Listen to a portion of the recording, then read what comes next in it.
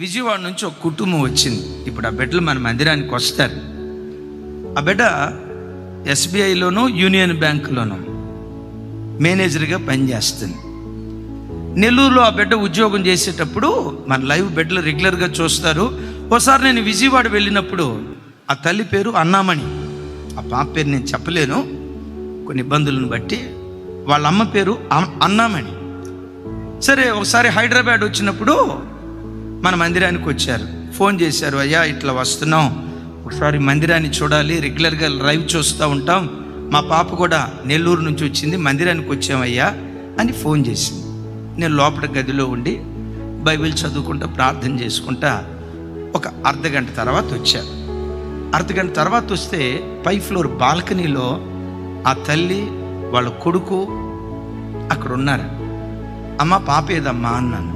మందిరంలో ఉందయ్యా అంది. అప్పుడు వాళ్ళ బాబు రాలేదనుకుంటా, మందిరంలో ఉందయ్యా అని.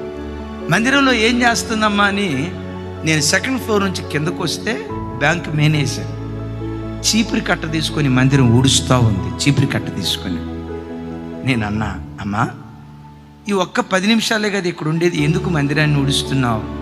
ఆ బిడ్డ ఏముందో తెలుసా, చిన్నతనం నుంచి దేవుని మందిరంలో ఇలా పరిచర్య చేయటాన్ని బట్టే వెధవరాలి కుమార్తెనైన నన్ను బ్యాంక్ మేనేజర్గా దేవుడు నిలవబెట్టాడయ్యా. చేసిన పరిచర్య దేవుడు మర్చిపోలేదయ్యా.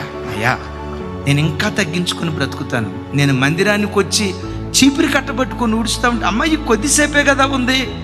అయ్యా ఈ అవకాశం ఇంకోసారి నాకు దొరికిద్దో లేదో, మరలా ఈ ప్రాంతానికి వస్తానో లేదో. దేవుని కృప, ఇప్పుడు ఆ బిడ్డకు హైదరాబాదే ట్రాన్స్ఫర్ అయింది. హైదరాబాద్ అబ్బాయినే వివాహం చేసుకుంది. ఇందాక సెకండ్ సర్వీస్కి వచ్చారు బిడ్డలు. సెకండ్ సర్వీస్ నా చేతులెత్తి మిమ్మల్ని దీవిస్తున్నా. అయ్యా నా వైపు చూడండి.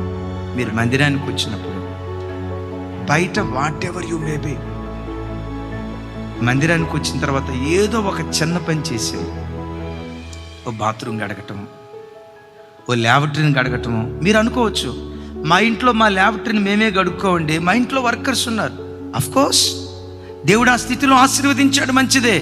కానీ ఈ ఇల్లు ఉందే, నీ ఇల్లు కంటే శ్రేష్టమైనది. ఇది దేవుని ఇల్లు.